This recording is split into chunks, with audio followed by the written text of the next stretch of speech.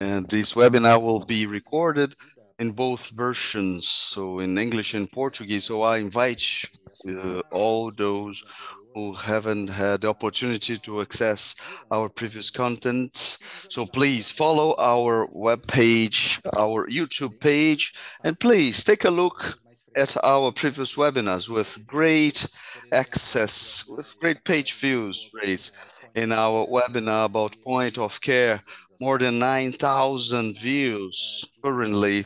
In the webinar about pre-anesthetic in pediatrics, more than 5,000 views. And in our last webinar in the previous month regarding infectious complications in the operation room, and so most of the part of the views in the translated view, in the translated into English, so it shows the interest of our foreign peers interacting with the Brazilian ones. It's an excellent opportunity for you to access this content of great quality, and I'm sure the event of this evening will be the same quality. Well, without further ado, the moderator of this event today, Professor Célio Gomes de Amorim, from Federal University of Uberlândia, and our associate editor for a while, contributing to our journal. And please, the floor is yours, Doctor. Please be at ease. Well, good evening, everyone. Good evening, Elaine. Good evening, André. Good evening, everyone participating in this very interesting debate of this evening starting today. And as we talked previously, so before the opening, it's something that we need to be continuously at in our radar. So we need to discuss it continuously because an opioid crisis has been responsible to intoxicate during the colonialism the population of China and during the American Civil War as well. So those without taking too long, so those who are making this discussion very bright is Professor Elaine Gomes Martins, anesthesiologist, specialist in pain uh, from AMB, and also specialist of hospital Syrian Lebanese Hospital in São Paulo, and specialist in pain and ultrasound. Please, Professor Elaine Martins, the floor is yours. Thank you very much for the kind introduction. I will be sharing my screen for the webinar to start.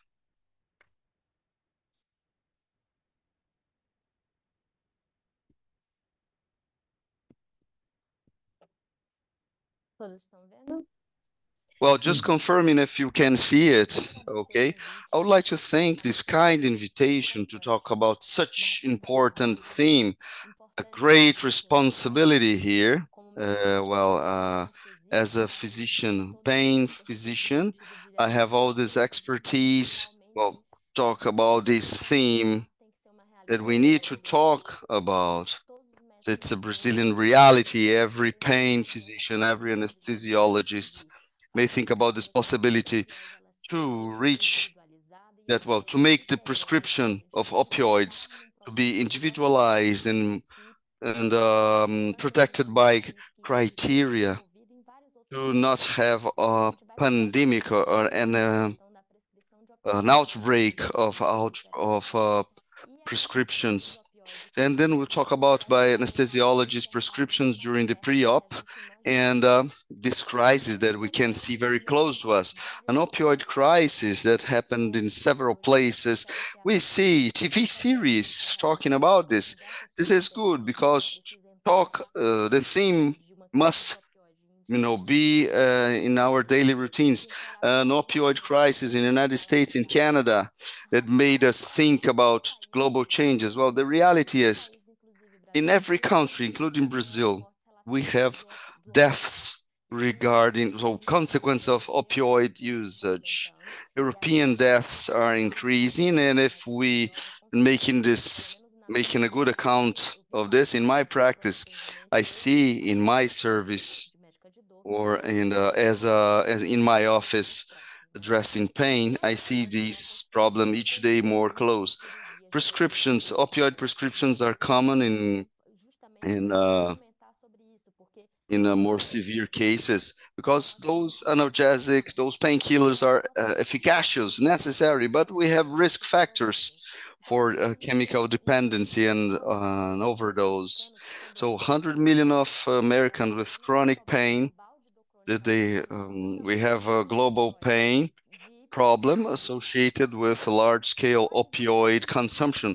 Opioids, they improve significantly the quality of life in patients with a good usage pain and refractory pain. However, opioid prescriptions is a factor for dependency, chemical dependence. So the need of medicaments, the dose each day, well, the tolerance, medicament tolerance. And the most interesting thing is that persistent use of opioid in all the papers regarding the American pandemic was opioid in the pre-op prescription, so disorganized prescription in the pre-op because of due to several factors. So prescription during pre-op phase. This pre-op phase where we know that medicaments are very efficacious if they can be used with criteria. So this we create a risk factor. So that's what is a risk factor to create an issue. So that's the paradox we are dealing with, the balance.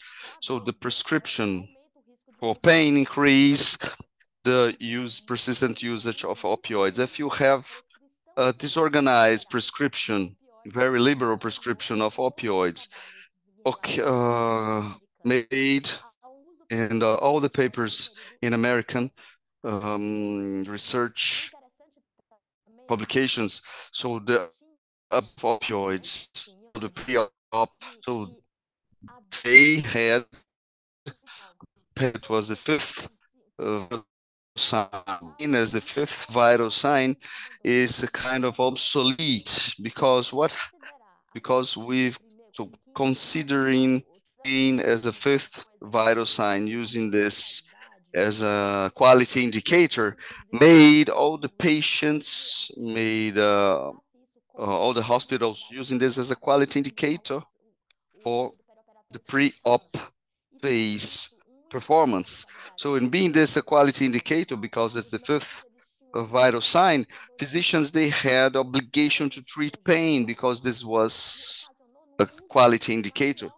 So more opioids had been prescribed because the scale of pain assessment was a very objective scale. So the fifth vital sign had to be addressed, you know, mandatorily. So this was described in this work from the peri-op medicine department, and it's been very interesting, criticizing this factor of using pain as the fifth vital sign, and this could have a consequence as a quality indicator. So the prescribers are involuntarily part of this opioid epidemic, and also the pharma manufacturers, they are very criticized by the media.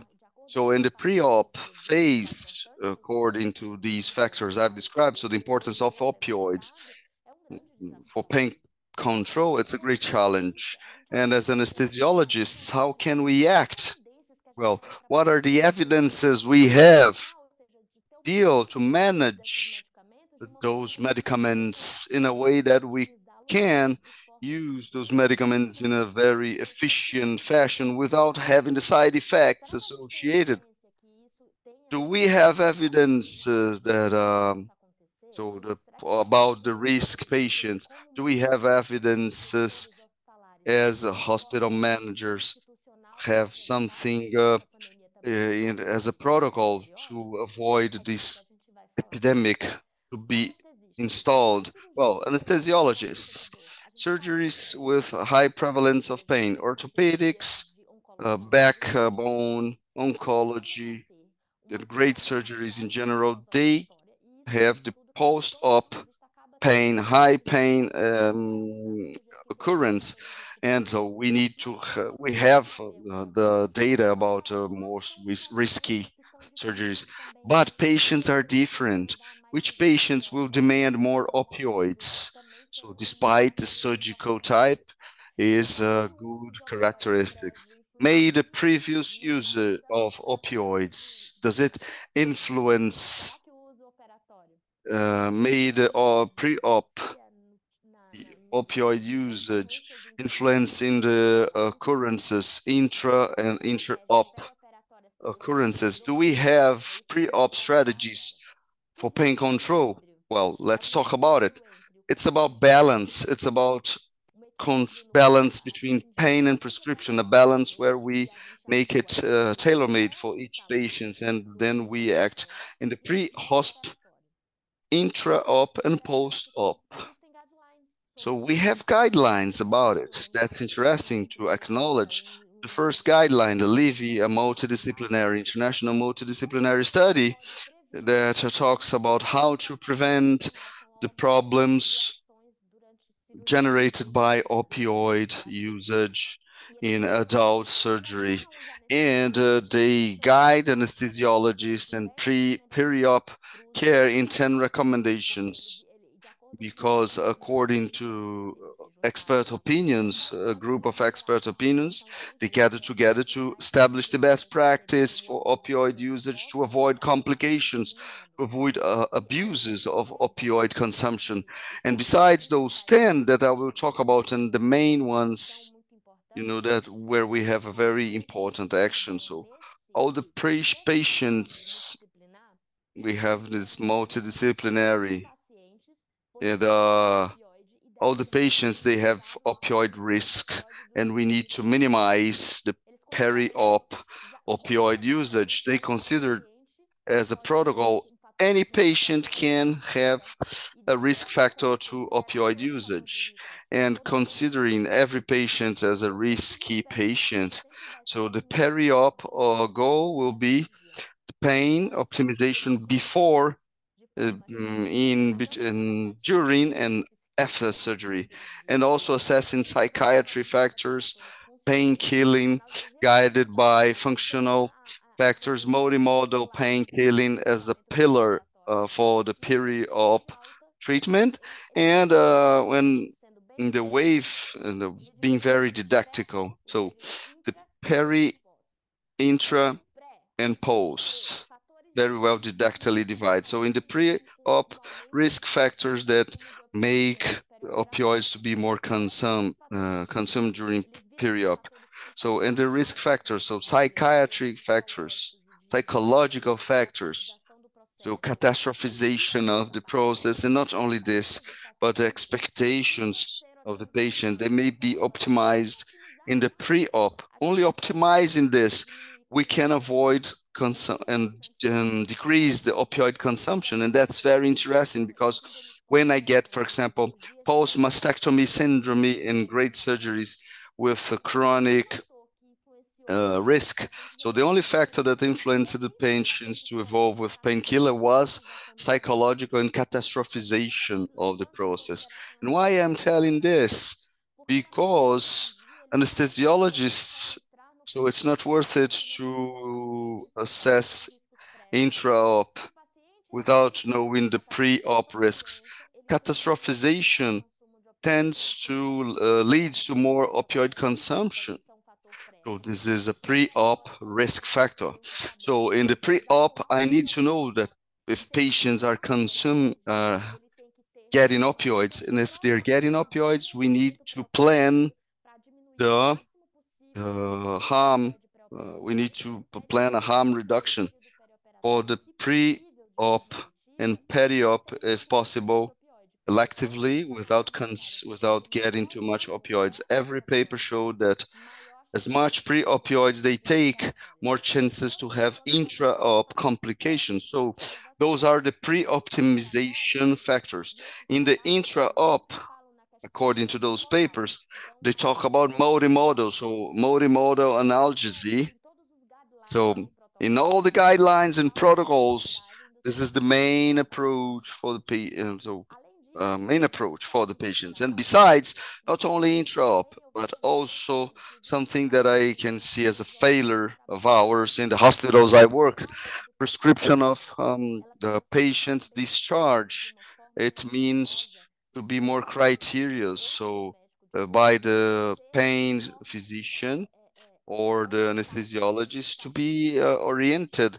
Patients, they need to have official information discharge. So post-op consumption from 7 to 10 days.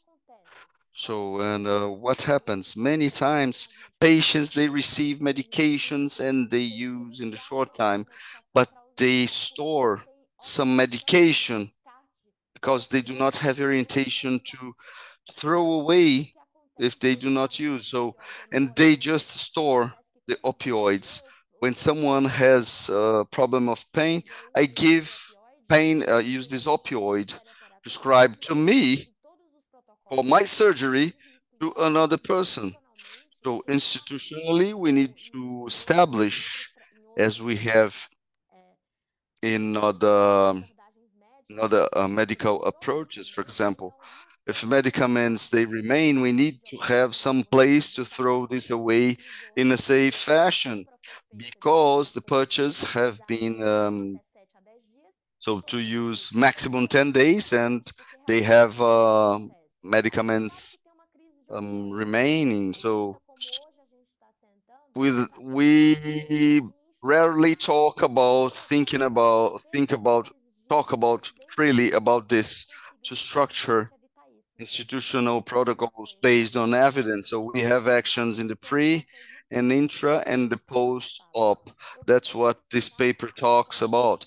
I will mention also all the patients with opioid risks, and we need to minimize this use in the pre-op because I have some critics of mine regarding this. Not only me, but for this lecture today, well, it's not only my opinion, right? I am bringing evidences. So if some hypotheses of ours they have been approached, then I found exactly a paper that justifying those ideas of protocols and bringing evidence to them. We have this other protocol very similar to the other one that we've talked about. So ideas of what doing objectively to avoid opioid risks and elicit modifiable risk factors pre, intra, and discharge. So didactically described. So what can we do pre, intra, and post, and all the rational recommendations about this. When we read those two protocols, what I did, so and then I had my analysis. So do we have evidence about these indications or no? Talking that every patient during peri-op is a risk factor of for opioids. So in this paper, we have this description of the two consensus that I've mentioned. So patients, prescriptions, and also public health. What can we do as a public system?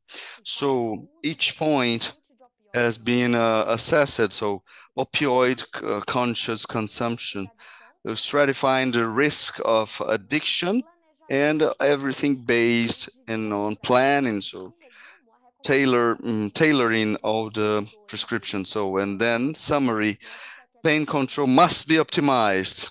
So opioids are good medicaments. So crises are not a reason to eliminate them, but we need criteria to assess the pain. So something that have been made during the opioid crisis was to the 0 to 10 to know pain assessment as a scale and not assessing patients functionally to prescribe opioids so when they need to function. If I have a pain scale from 0 to 10 and I have some criteria to associated to quality. So every patient with a 6, they will have an opioid.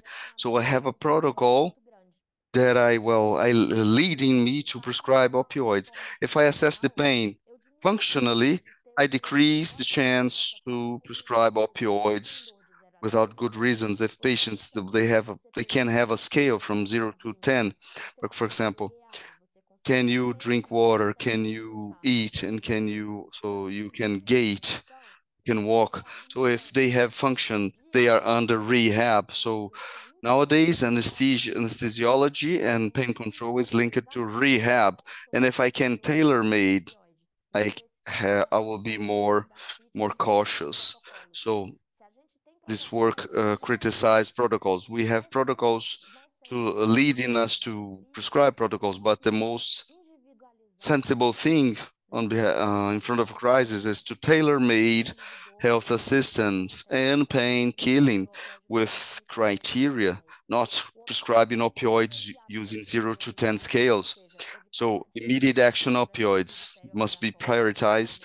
So long release opioids during the pre-op is not recommended. So only opioids only if necessary. This can be a good option depending on the surgical type. Trying to make immediate action opioid to be prioritized, it doesn't mean that I cannot use the long release. Clear instructions of hospital discharge, when, how to use, and what to do with the remains, or institutional protocols for general guidance. So in front of two protocols and a paper criticizing protocols about pre-op or peri-op opioids, the main thing is make it tailor. So to be guided by a protocol, know what to do, but assess patients and tailor the prescription. That's the beauty. That's where the beauty of our anesthesiology lies. So using guidelines to tailor the treatment. Well, identify patients sensitive to painful situations during the pre-op. Patients that take opioids are more challenging in the post-op pain. Psychiatric comorbidities to be optimized. We forget to ask about psychiatric issues. And every paper talked about optimizing patients in the pre-op and catastrophization, and to tailor-made the surgical type according to the surgical technique, and not letting all the patients with the same prescriptions because of the surgery. Well, I did the surgery and the opioid is prescribed according to the surgical type. Sometimes you can promote side effects. Chronic use of opioids is a challenge of patients, for example. If they take opioids already, they can have a great chance of post-op opioid persistent usage, and they have a greater sensitization to pain. So those patients, they may be treated efficaciously to prevent craving. So sometimes those patients, we let them without opioids because we cannot tailor. We are afraid to prescribe too much. We minimize too much, and they have craving, intra-hospital craving crisis. So during intra-op, those patients that using opioids, the 20% of the usage is too much. But if we use in a multimodal fashion, as described before, and using local anesthesiology, using protocols, optimizing pre, intra, and post, so we tend to minimize opioid effects. In the works, to decrease the use of opioids until intra-op. But if you don't have the management, if you're not a pain physician, do not deal with this, because otherwise patients will enter the pre-op uh, not balanced in their pain process, and they will enter the intra-op feeling pain. So the ideal would be to decrease opioids in an efficacious fassion. So if it's a period of 1 week, we cannot decrease too much the opioids, right? So if we can't deal with that, may we address to the pain physician or keep the prescribed opioid. And with multimodal ways so the anesthesiologists they can control. So a greater number of opioid usage, we have an insufficient control, and we need to take care of not decreasing. So the paradox of the balance, not decreasing too much, and the patients they have peri-op cravings or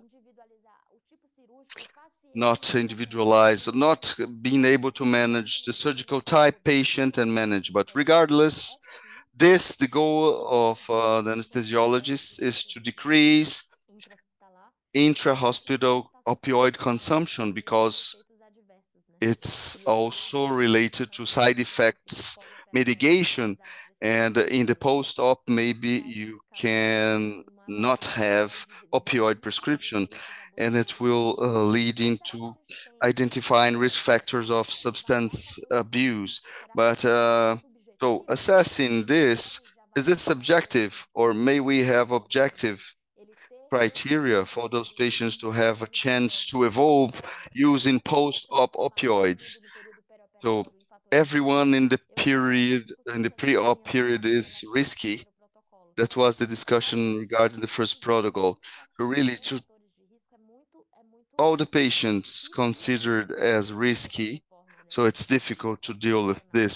So putting everyone on in the same basket. So with, for example, history of substance abuse, asking the patients if they've abused of any substance or any relative with this background.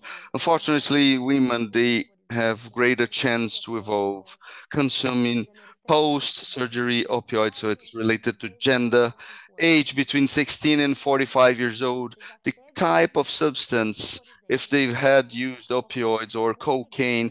Cocaine is too much linked to the works, so they have more a greater chance to evolve to a post-op substance abuse and sexual abuse and psychological diseases as well.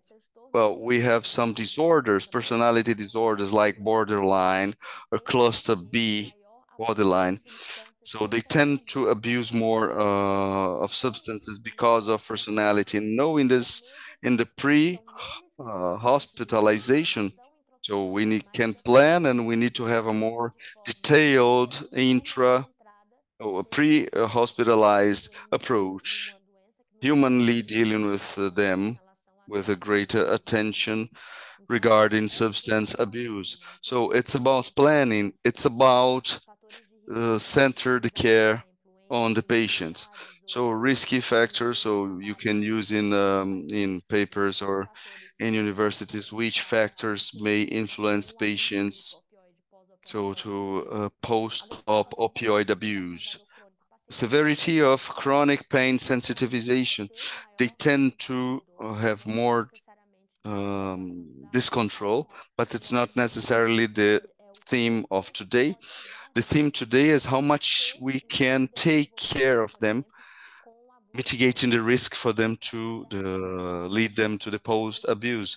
The assessment tools must be pre-op optimization, the period that I've mentioned to you. Patients motivated to integrate and pre-op expectations and peri-op comprehensive control, thinking about quality of life and function to prescribe when function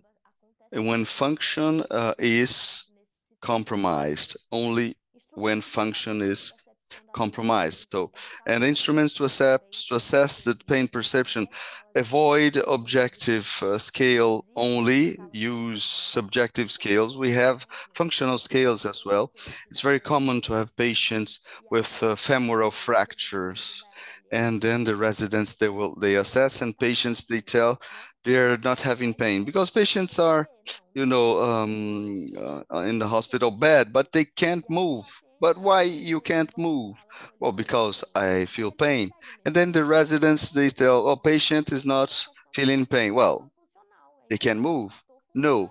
Well, so they are feeling pain. It's about function and quality of life, right?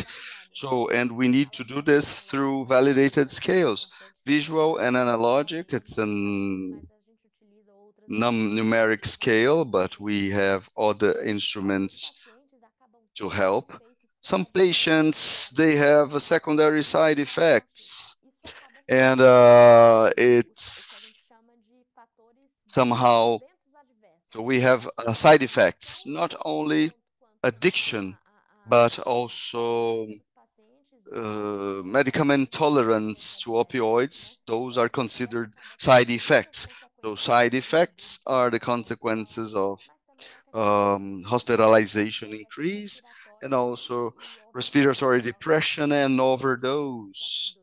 So that what happens with the out of control use. So the risk of death for patients that have addiction is is about respiratory depression and OD generated. So when they start decreasing doses, when use they are decreasing the dose and they get back to the previous dose and they have a respiratory depression that is very severe, the main cause of death. So to spare opioids in the pre-op period, use the pre-op assessment using functional scales and treat patients with guided discharge. In every patient, and in with this I agree, they need multimodal analgesie. Multimodal analgesie is about having two strategies of pain killing in different places, resulting in adding value or synergy. So physiopathology of pain classes, right? The pain, it has many origins, and treating medicaments acting in different ways.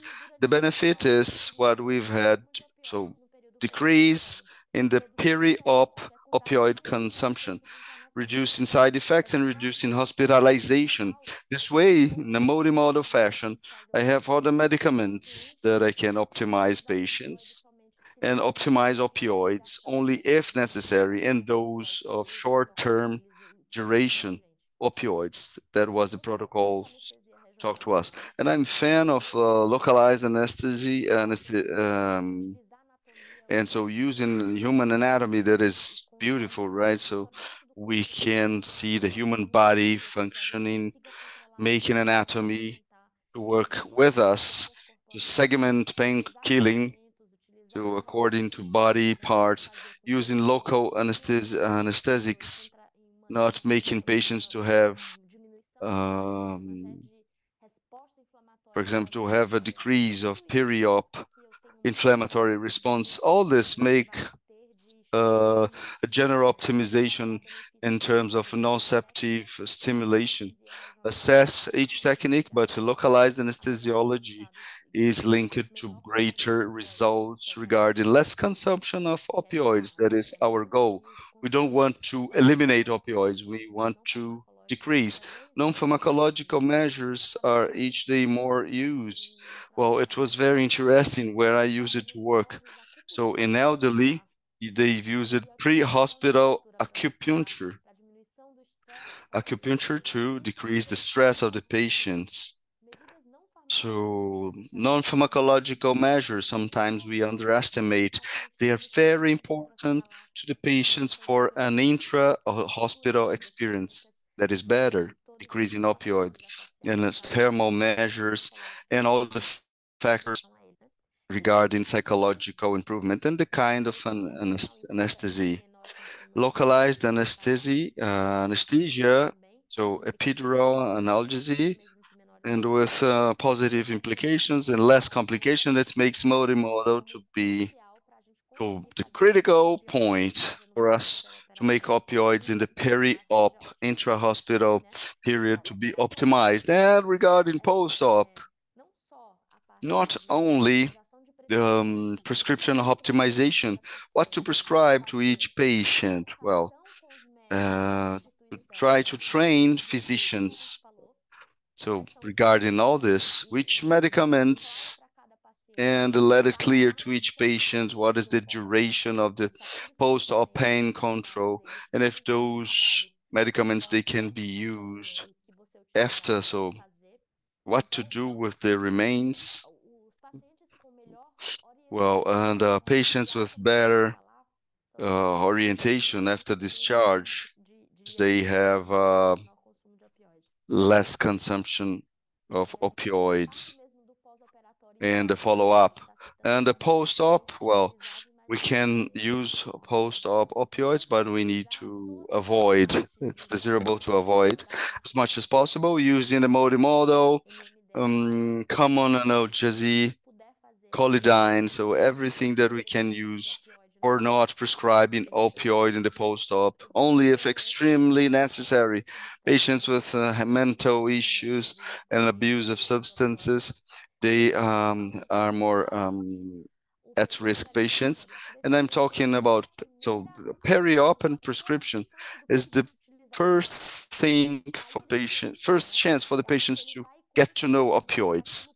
That time they will understand, because human body, they will try to escaping pain with pleasure, escaping pain with pleasure in the sense of not feeling more pain. And if human body had an experience that gave more pleasure without pain, so this is a memory, chemical memory generated. So they will take the opioid because opioid treated efficaciously, but the side effects regarding this must be taken care of. So we need to get them aware of not using the medicaments further.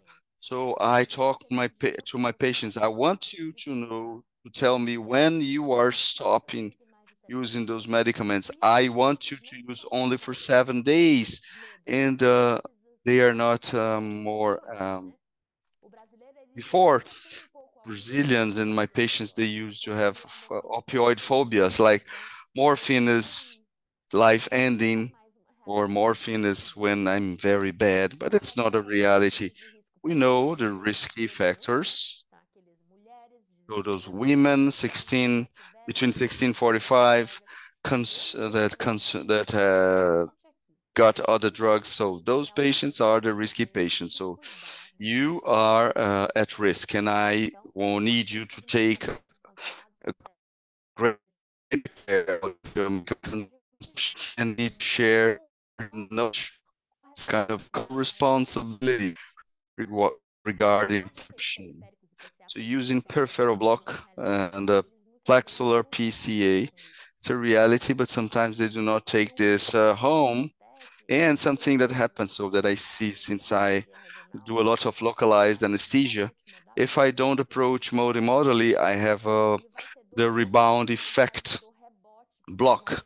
They will have a rebound effect because I haven't optimized. So it's not about peripheral blockage, so local anesthesia without a multimodal. So we need to optimize everything, and sometimes with some, if it's an orthopedic surgery, using some opioids with criterion to avoid the rebound block. Because if I have rebound blocked or rebounds block, they will need opioids. So instead of creating a solution, I've created different product, and every rebounds effect is, you know, another risk.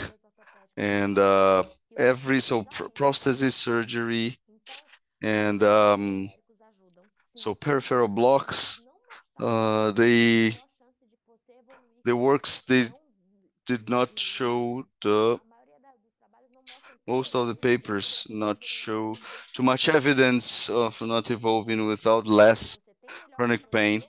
So you have intra-hospital pain control, but if you do not take care you do not take care of catastrophization and intra with peripheral blockage, that I'm a huge fan, and post-op with multimodal, and guiding patients to take opioids only for 7 days. This way, I can do a good medicine practice, avoiding those patients to evolve to more opioid consumption. So The ultrasound blocks are possible with catheter, and if a long-term analgesia is needed, so they can go home with elastomeric pumps, but the costs of those pumps, are not a reality to our Brazil. 5 to 7 thousand Brazilian reais each pump. So even in the services, big services, this is not a reality. Prescriptions of those kind of prescriptions are the reality of our country. So to conclude, so a good interpretation of study programs for opioid management are challenges. They shall be discussed.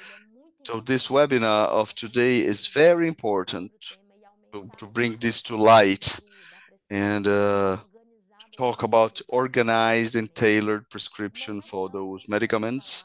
The intra-op management that is efficacious, where the organization is held accountable by in the intra-op before hospitalization, being able to optimize patient and with an efficacious post-op with the proper guidance and prescriptions, assessment with planning, identification of risk factors that is objective. So otherwise, we will say that everyone is risky and this is not smart. So identify comorbidities associated to the process. We have a little bit more of evidence about it. And despite thinking that we have too much evidence, so what I talked to you about all the works, all of them they criticize. So we need to research further. We don't have too much evidence about the guidance, for example. All the guidance are very experts' opinion and experts' opinion. So those indicators 1, 2, 3, that everything you need to know to optimize opioids, it must be very well studied because evidences are just few, much more expert opinion. So communication centered on the patients regarding pain expectation to prevent this pain process. So surgeon together with anesthesiology. So surgeons will take care of the patients, but we anesthesiologists, not only us, so to have a multidisciplinarity together with the surgeon, making them understand they have a role avoiding disorganized opioid prescription. And then they are on board with us, to avoid patients to consuming more opioids, including relatives, friends, patients, when we need guidance regarding the multimodal approach. That was my lecture for today. I would like to thank you for this invitation, this making this recorded. So it's an honor to me. So we can discuss each day more. It's a challenge to discuss about it, to produce evidence about it, but may we have to plant a seed and to discuss the tailoring of patients. Well, in having protocols, in having guidelines is a good achievement. Good achievement to have further addressing. But the moment now is to establish evidences, to establish the risky patients and institutionalize the care for the patient as a whole. Thank you very much for your attention. Well, any questions, I will be open, I will be available to the Q&A. Yes, I think we do have. So in the meanwhile, bright presentation, so congratulations, profound knowledge, great critical sense, critic sense. So I think opioids, they have their importance, and they also generate concern. So, and fascinating characteristic of opioids, in my philosophical opinion, it's a matter of defense. So the pharmacodynamics regarding opioids interaction. So it's fascinating, you know, using the first dose and the interaction with the receptors. induced a process of internalization. And as we initially, so if avoiding phosphorylation, avoiding the mechanisms of internal transduction, because those are fascinating molecules. And maybe because of this, we have this tremendous power associated to it, because, well, desensitization, tolerance, and chemical dependence, molecularly speaking, if you could answer much better than me, I think they walk hand in hand. And a substance like this, making this power, having this powerful action with only one dose, well, from the practical point of view, assessing as a specialist, I do a lot of sedatives to cataract. You see the same patients twice, and I have a casuistic of more than 1.5 thousand cases.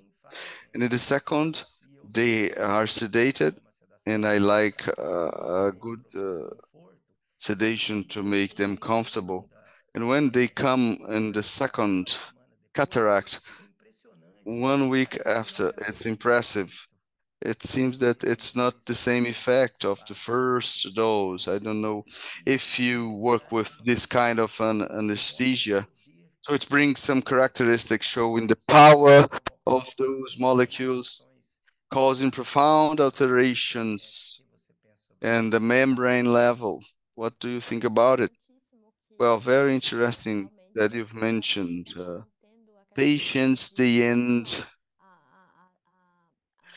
up, the way they interact with the medicament, the type of the medicament, if they are the same drug. So it depends on which opioid we are using, and also depends on pharmacogenetics of each patient. So and it's I've been in Amazon sedating native Indians, so, and it reminded me how much pharmacogenetic and exposition to medicaments, you know.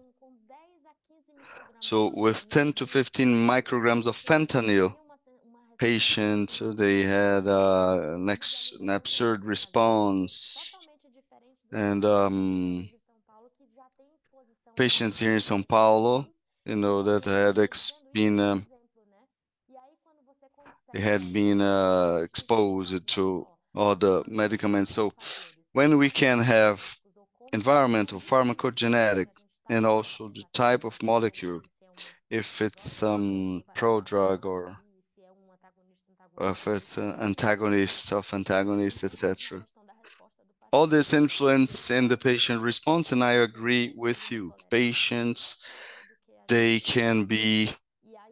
more, can get more tolerant quickly, and tolerance is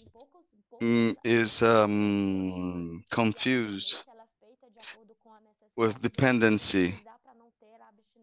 So, and tolerance is mistaken, is misinterpreted, tolerance and dependence. And tolerance is visible in just a few doses, how the patients are induced. And the patients with chronic pain, for example, or patients with multiple comorbidities, they tend to interact in a different fashion because they have medicament interactions. You've mentioned, so which type of pharmacokinetic or pharmacodynamic of each patient. So the protocols are a guide, a general guide, but actually when we get patients, so to tailor is the secret. Well, do we have another question? So may I talk? Well, we don't have Q&A questions, but in the meanwhile, I would like to address a question. So congratulations, Professor Elaine Martins. So you've covered all the main topics and others, and something related to the other countries' realities. We can see in your presentation, greater part of the references are American, where the reality seems to be a little bit different from the rest of the world. By the time that we've had implemented the fifth vital sign, I was a student. It's been 23 years old. So in an American hospital, I've been in the MD Anderson Hospital, a specific hospital for cancer where opioid usage was very high. So by the time we've had an incredible campaign in the hospital for the pain as the fifth vital sign. And as a student, it seemed to be something that was very adequate. We've been taught where we've had a sub-usage of opioids, a difficult of controlling pain. So we were stimulated to use more opioids, prescribing the drug that was more efficacious. So not letting patients to feel moderate and intense pain. So it was the correct thing by the time, but it's proven to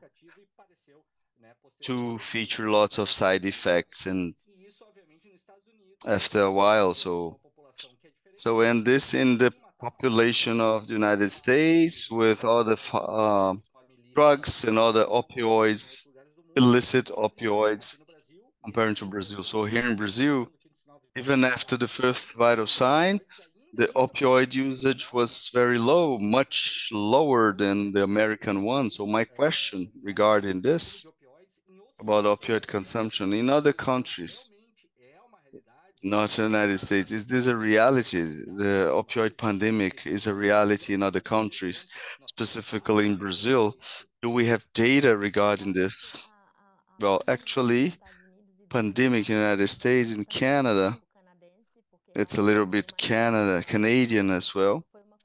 So it's been an outlier. So something that even pharma manufacturers they've been held accountable. And United States post-op opioid prescription was 70%, 76%. In Europe, 11 to 12%, discharge with opioid prescription. So it makes that we have a discrepancy of numbers comparing post-op prescriptions, but the increase of deaths associated to opioids in all the countries, they've increased. So in the ratios was from 0.5, 1.5 to 100%, almost. So the increase is a reality of the increase of deaths because of opioids. It's just a matter of numbers not being too much discrepant. We've had a pandemic in the United States. We have people dying because of fentanyl intoxication. I've seen this in San Francisco. So we have naloxone and an emergency. So this American reality is not the same in all the countries. I would say that in Canada, yes.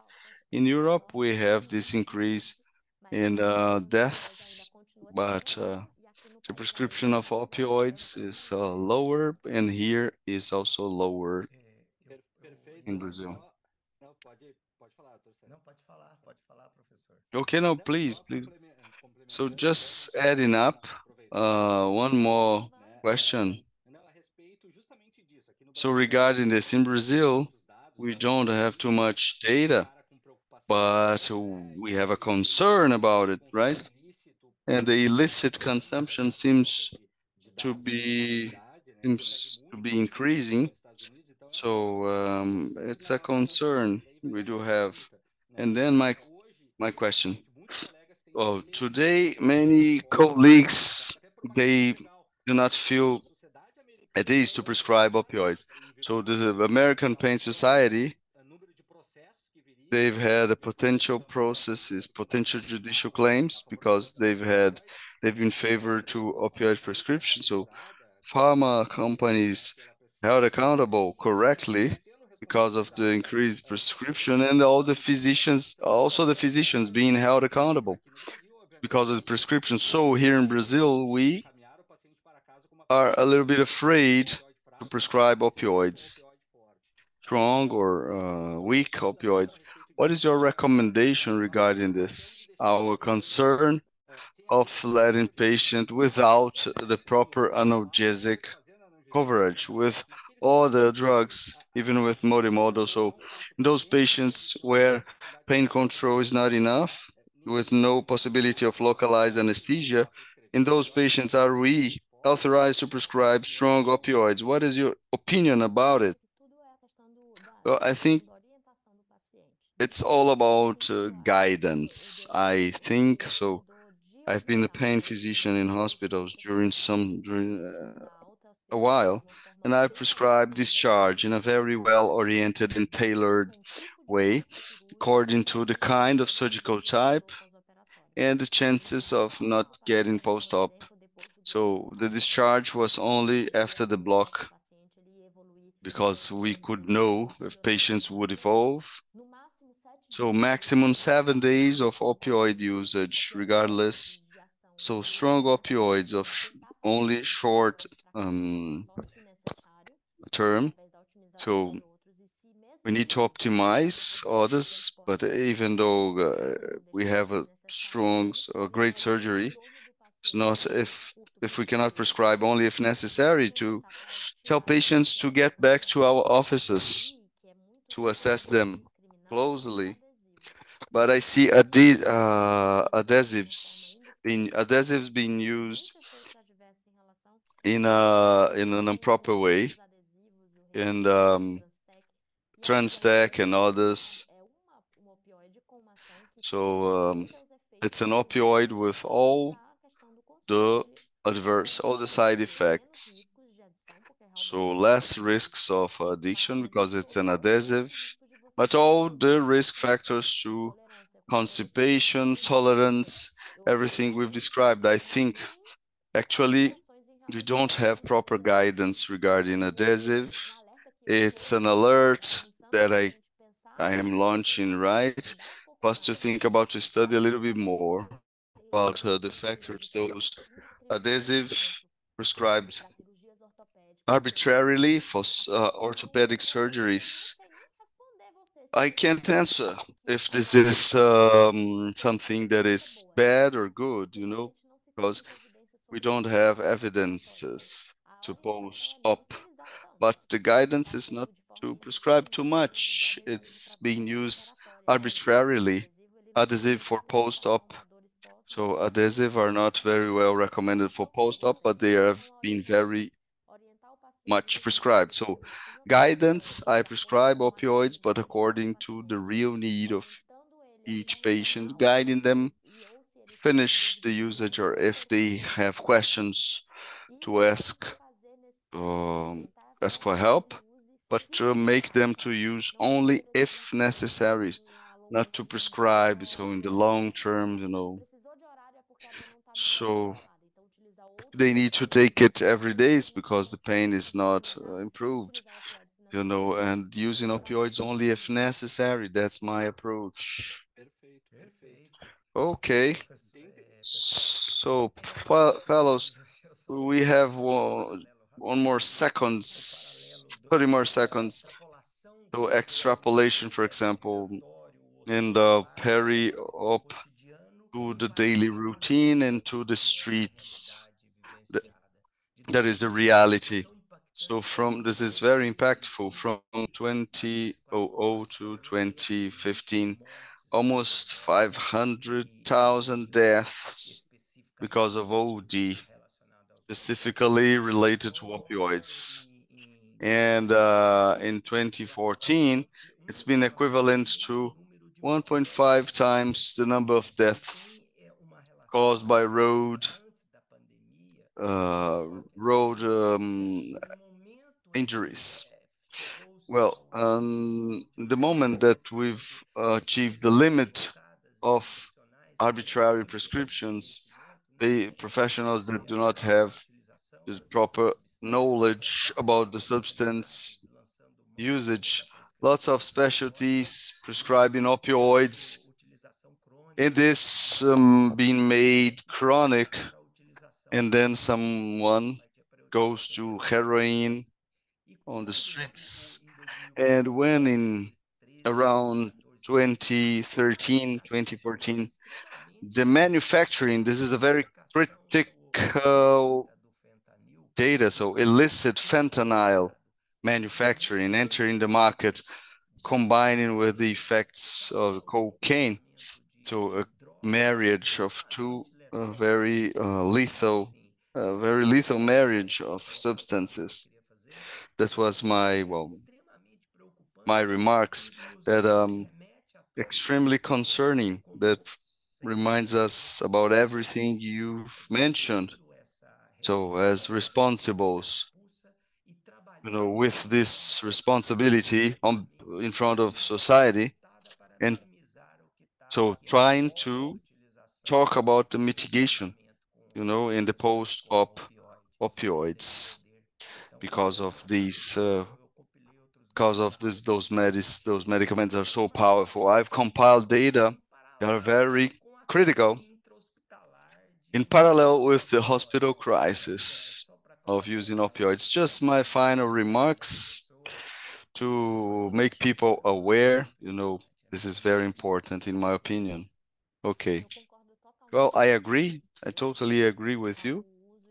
So the arbitrary use of opioids and also the entertaining use, so recreational activities, so fentanyl of veterinarian medicaments, well, it's a public health problem, extremely severe. It's not a reality in America. It's, lots of webinars about it, about fentanyl, and it's a reality. It's not too much repercussion, but it's a reality in Brazil.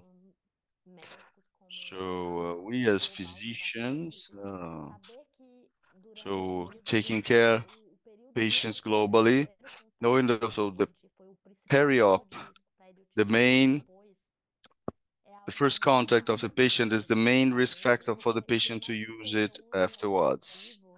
Well, we have recreational use, but the main risk factor associated to this arbitrary use is the first contact in the peri-op.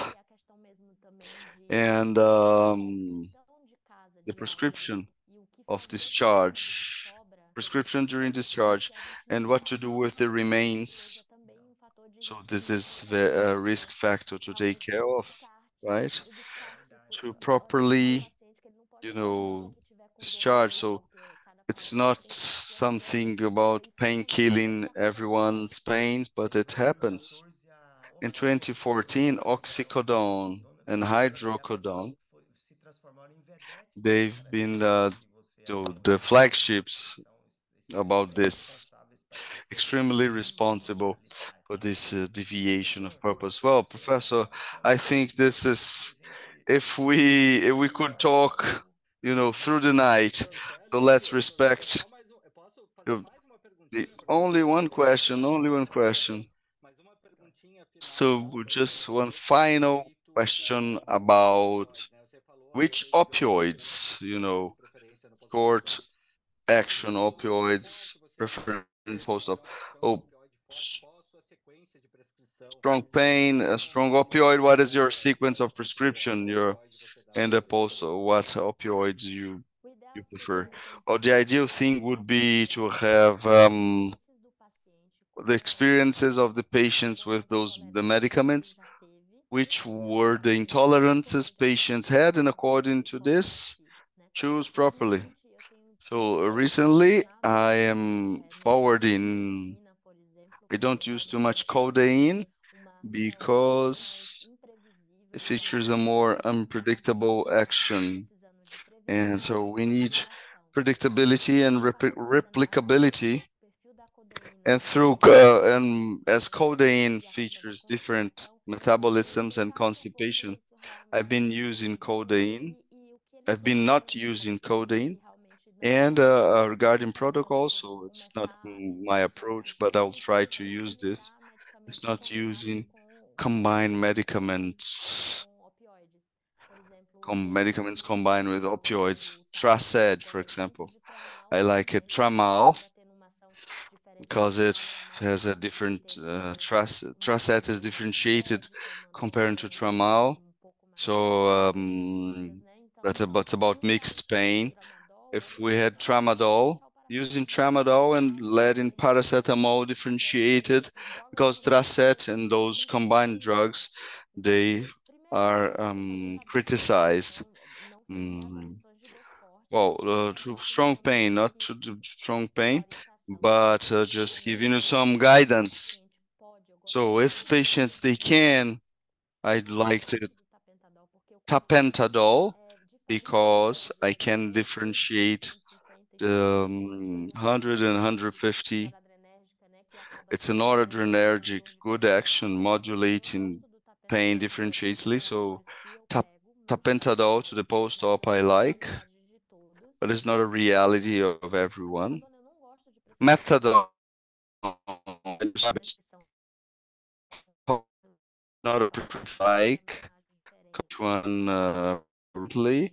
Oxycodone or Targine, I just avoid it.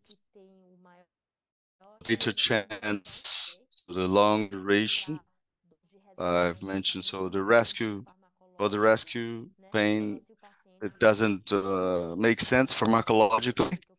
Patient have a chronic use or something closely, and I prefer because uh, fish. So it's tapentadol has use morphine. Oral morphine is very rare, so we use morphine only in more delicate situations. So I just told you about so different tailorings. So patients living with strong pain from the hospital, it's not a good sign. So strong pain, a discharge with strong pain, so it means not good optimization. So the residents of pain, I've had an ABC, ABC equal to trauma with opioids, if prescribed, if necessary. Prescribed if necessary, it's what I do. So tramadol, I used to love it. So it's the good pharmacologic profile of evolving with all the side effects, or tapentadol as well, or Targine, if necessary, if I can control the pain, even with multimodal in the post-op. But really, it's a challenge. It's a challenge to prescribe opioids home. We need to follow up closely. That was your question. Yes, perfect. Okay. So, question about many colleagues. So, patients did not respond to the basic prescription, and then we have a kind of a prejudice regarding opioids, and we need to have the proper technical knowledge. That was the main goal of your presentation, to give us some knowledge for us to guide properly, to know to whom we can prescribe. And the 7 days adhesive, so and then they not stick anymore. Okay. Okay, Dr. Célio, any final remarks? Final remarks is as a physiology professor I've had that I admire a lot, taught me a lot, allowed me to deep dive physiology. So pain, is it a sensation or is it an abstraction? So, and departing from that, as very well discussed, I think my final message is to do this pre-analysis, because we receive in our office patients, so patients go into elderly, to the elderly phase. So as the life expectation advanced, we have advanced pharmacotherapies options, and also psychosomatic questions, and this abstraction brings a great challenge. You know, that's why this interaction of patient physician in the pre-op and mainly in the pre-op, I think it will induce to a lower abstraction. That's my final message. I loved your analogy. The pain is an intense abstract sensation. It needs to be seen like this. I've loved this analogy. Thank you very much. Professor André? Okay, thank you very much. Dr. Elaine, any final remarks? I would like to thank you for this invitation. So today we've had the opportunity to talk about what we like to do, to discuss about evidences with you too. I saw you how much you like to discuss, to talk about in a very nice evening. You know, what we've discussed may help other patients and maybe to be only the beginning for us to study more in our country. So in our country, we need to avoid this pandemic to become a reality. So I thank you for your invitation. So I am at your disposal always. Thank you very much and good night. Good night.